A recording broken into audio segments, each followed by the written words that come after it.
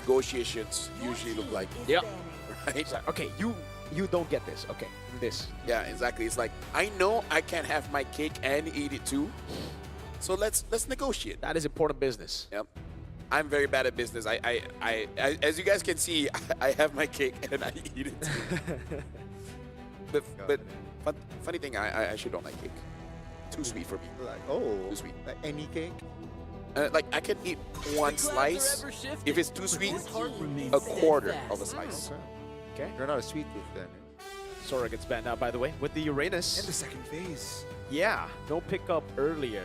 It's just strange to me that BGTs didn't go for Yuzong. I wonder what they're planning here. Okay, so Hunt begins. there you go. That's the Ruby. So they somehow limit the potential. I wonder if they want to try Esme, because Super Goka has not been using fighters at all. But if any, Sun rises when I give the word. first. Yeah. I think it'll be very strange if VP got the Ruby, actually, because as of right now, do they have enough damage to pull off the fighter go? I mean, with the Khalid now. Okay, but before the Khalid, it would have been tough. All right, all right. You know what? They just don't have enough magic damage. I think the last pick should just be the Harriet, but then Boostgate could take it away. Harriet's really good here, no? For BGT. Very He's a good boy, yeah. It's very solid composition here if they do lock in their Harriet. Good amount of burst, good amount of crowd control. The real question is, what's the EXP? I mean, Lapu is open, no? Lapu is It is. Yeah.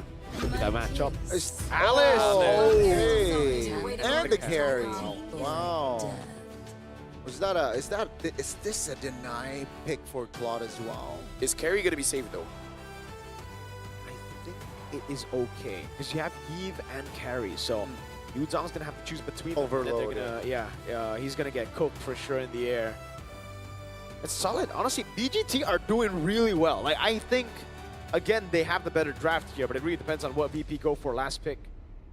What are the options though? If they want to go conventional marksman. Introducing my buddy. Not a fan of that. I mean, it's good against the Eve, but again, against the Alice, against the Carry. Yeah. To be fair, K did kill all on a Carry. Yeah, yeah, So, yeah. on pause. Solo as well. Yep. Maybe this is also to show that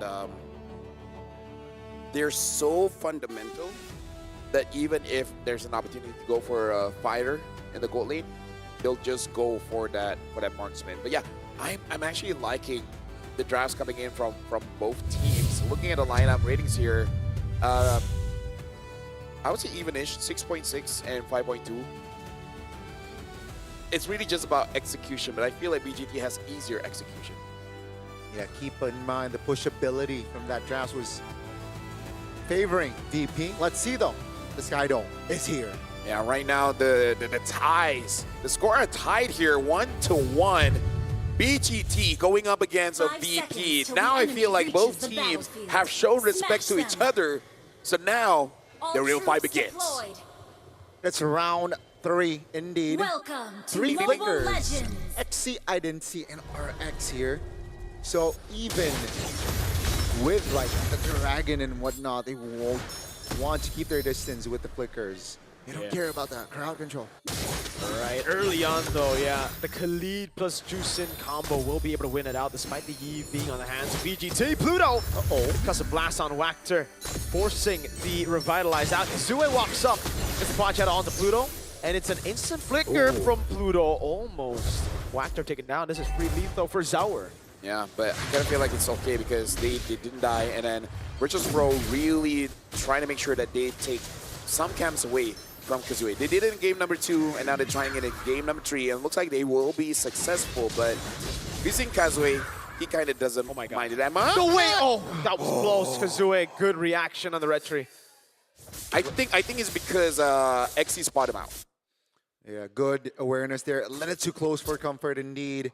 Now, let's take a look at the talent again, right? The approach here for the carry and the Claude at least, both fighter emblems. Yeah. One thrill again, that is the difference. And something to say as well, you were worried a bit about the magic damage. Looking at the build here coming in from Bobber, it is going to be more defense, no rupture, so not a lot of penetration coming in from the magic damage. Less damage, but more survivability for Bobber at least. who will rock the Purify. Let's see though, how much of an influence will he be able to put in this game on this Jushin, which technically was first picked from the side of Virtus.pro, by the way. First turtle is up, and Virtus.pro is on it first. Yeah, Identity is not level 4 just yet. Turtle has been started out by Virtus.pro. Looks like Boostgate they're going to contest. Yeah. Wactor's knocked up here. Oh, the Mana Shocker actually doesn't land flush on Wactor, doesn't get the stun part of it. But with the Black Dragon form, this should be free. Throne of Ruin, great Traceless to get away from the Throne of Ruin. That's a Raging Sandstorm, good dodge by Wactor. Unable to get killed, but the Crimson Beacon will lock him down. First blood over. RWM locks Pluto, but he's still able to escape as the Purify gets used up by Bober and he walks out of the RWM. Whoa! Kazue, with no Quad Shadow, actually tries to go back on Zaur. Again, I don't know how Kazue, it almost looks like he's able to tunnel vision in a way. He doesn't see any other abilities. He just sees his shadow and his opponents. He keeps hitting it on right Tigers. I have no idea how he does it. Yeah, playing with fire indeed. But with that turtle, it actually translates a little bit towards a gold lead for Virtus.pro. Almost 1,000, not too shabby. And Boostgates, they need compensation for that, right? They gotta be more active. They gotta look for trades. No real significance, but 3 Fury Hammers from the side of Virtus.pro. And that will, perhaps, Boostgate needs to be aware of that. Virtus.pro 1,000 ahead, and considering that you do have a double marksman, they're pretty comfortable on that. But I feel like in a vacuum for this one, it's really about minute 8 and minute 10. Because at that point, Kazue might go for that Sky Piercer again, and that's going to be the biggest timing. So for Boostgate and Virtus.pro, they're just playing for that 8 to 10 minute mark. Gotta play it patient, play the tempo game. Wait for the farm to hit, wait for the items to hit, and then look for effective fights. But nevertheless, Virtus.pro, comfortable lead here, 4 minutes in there, trying to keep it that way. Zar level 8, Kazue level 6, so there's already a 2-level gap here between the two junglers. Yeah, they're trying to corral over onto the green camp. Really acting as if the green camp is a neutral objective just because they want Zaur to be steadily ahead. Yeah. And again, this is amazing because Kazue did have an MVP performance, so trying to slow him down. So not at 9 minutes will he be able to do anything. Probably has been extended to 11 or 12. Wow.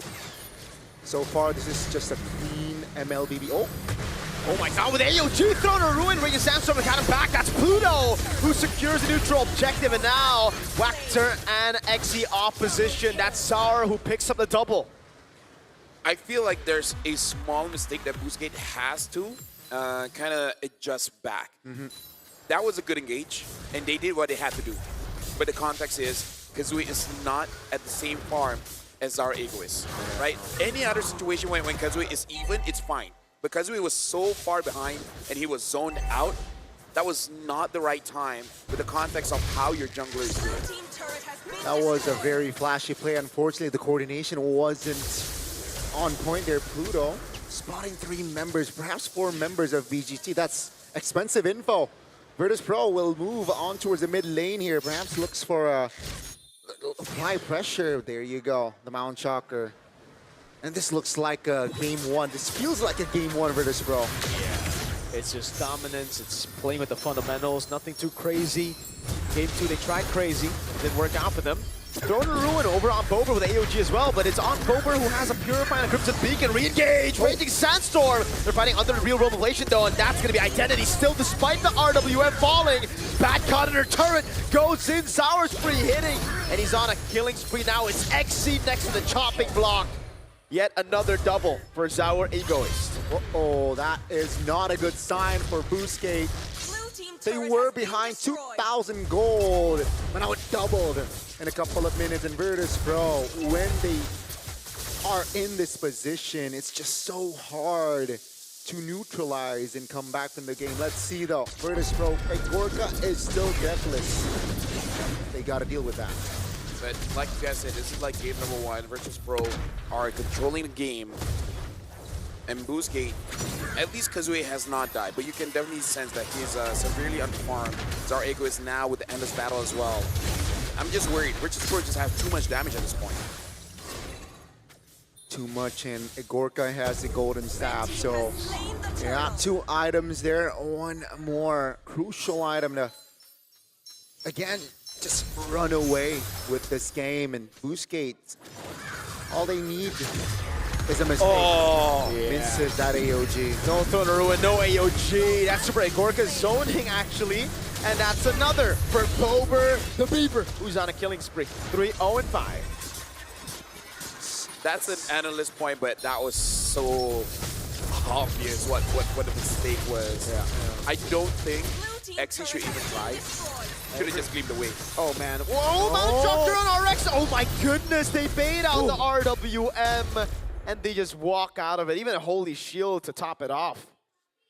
7,000 goalie, LaFell, Miracle. This, again, feels like a game 1 game again. Now, let's see here. The difference is 1,200 gold. If you compare the gold laners, but Everywhere is 1,000 different. Bro, even the roamers. Oh man. But if you take a look at Zara though, level 12 against level 10, maintaining the 2-level gap, that's big, right? And 2,000 gold lead as well. Thunder Ruin again. Oh, Traceless from Zara Egoist again. It's an attempt that just doesn't go their way. They get Pluto, but now the Dragon's coming in, and RX will not be able to survive this. One splash is all it takes. And they go on to Identity with a Petrify. Super Igorka baits out the Quad Shadow as he goes onto his BMI, placed on the purple buff.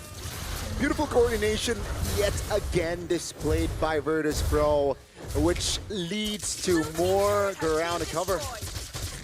Garni, get this inside of the head of the players now. How would you feel when you're playing a Kufra and you completely whiff your sets for like 3 times in a row? Turret has been destroyed. Yeah, I would do that. Yeah.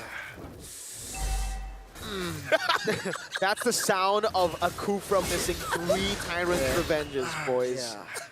I don't want to hear moaning. No, that would be That's my frustration. organic like reaction. Then I be like, then I hope you hit all your sets. I hope you never I don't want miss to hear that. a Tyrant's Revenge. I don't want to hear that. I wonder if Exy does the same thing, and now the team's like, please, just Not so that we can win, just so that you can shut up. But yeah, this is a 9,000 enough. gold lead, 12-2. Chet, how would you respond? To that or to No, losing? like if you don't hit your abilities, Okay. like, Similar to as mine, I believe. Yeah. I mean, I don't do that. What do you do? We'll talk about it later. Okay. Because it looks like Virtus.pro with 10,000 gold lead here with the Lord marching on top. This is going to be serious damage. Yeah, at least 2 base turrets, I believe, with 2 marksmen. It's hard to see 2 base turrets surviving this. And a Black Dragon as well. BDF already used up. Sorry, goes able to go for the chunk on Kazua's HP. Again, the Traces is beautiful away from it. Pluto in the midst of it all now has to flicker out, loses immortality, and they're all still under the RWM as Waxter goes over the AOG, but now gets caught and lifted up for the Sky Piercer. Zaur up top, taking his turret down. That is RX! Fade away, Zaur is godlike. That's the first. That's a level 15 Yisun Chin right there. 704, and Virtus.pro will apply more pressure. Yeah. As expected, 2 base turrets, and Virtus.pro walks away very happy. Yeah, that seems pretty GG, man. 11,000 gold here. Something about these teams, man. They win and lose quite fast, which does mean that both teams are very decisive. You can't give them any kind of room. They'll take it, and they will expand that just astronomically. How do I react when I don't get a set? Yeah. I don't know. I usually do. You gotta remember, or how do you respond organically? Actually, now to think about it, something like Gani, but Less. Or more. Or more. more safe for work. Okay. I'm like, come on, man. Ah, so it's a Like, grunt. It's a grunt. It's a Yeah, grunt. like, Okay. more, man. So is this comebackable? Is this geekable? Or I'll chat and be like, What are you guys doing? Comebackable. Is it? We got to look at the items. Seeing that Kazooie is Hunter Strike with the War Axe, not super convincing. Yeah, I think Actually, you know, even the Alice only having an Oracle, that's it. if they're able to delay to a 22-minute game, then maybe Yeah, just 10 more minutes. more minutes, you know. But if not, then I don't see an angle, right? It's gonna be a Fury Lord or Whacker. I don't think they can contest this Lord. Actually, take a look at the damage he's. Yeah. Okay, he only has an Oracle, that's it. There's nothing else. Oh man, look at Pluto cutting off the escape routes. Raging Sandstorm! And a flicker to read it out. The AOG use cancelled out. He's slain before he can even use it. The two frontliners. Oh my lord, Pat caught with a Petri, almost a knock up. The Quad Shadow coming down with the Shadow Kill as well, but they're all grouped up together, so there's no damage. And Super Gorka with a blazing duet gets Kazooie down. VP have found their form back again. Game 2 was just them given a chance, it seems. Match point for Virtus.pro. And again, like, they're very dominating. That's why, in my head, I think it's a 3-1. Game 2 is just a lapse of judgment. We all have that. We have one. Yeah. But then once that's over, you know, you get a can of Red Bull, re-energize, and then just come back strong. And it feels like Virtus.pro were the ones who drank more Red Bull during the break. They are at match points, ladies and gentlemen. What are chances that we might go 5 games again? Hi. After seeing match number 1, LaFell. I don't think so. But what if? What if? Okay. What if? That's a good series by them. It was. Virtus.pro, if they're able to replicate what they did in game 1 and 3. What if they replicate what they did in game 2? Nah, okay, then that, yeah, game 5 would be visible. Okay. So indeed, what really went wrong here? Because I feel like the best to talk about is really the micro. Yeah. It's kind of like good and bad, right? Yeah. Good from Zaur, always escaping those engages. He's just bad at all of those engages, just whiff and whiff quite hard. Yeah. I think for me, it's just an execution diff, right? Like, this is just my opinion, obviously, but I think VP are just better than Boostgate Esports individually, and that's why when you see a 50-50 draft, it should just go to VP. That's why when you saw the draft game 2, okay, even then, they were winning out in the early game. They were the ones actually doing better up until a certain point where the comeback happened. Fair point. I feel like step 1, let Kazooie farm. Because the green camp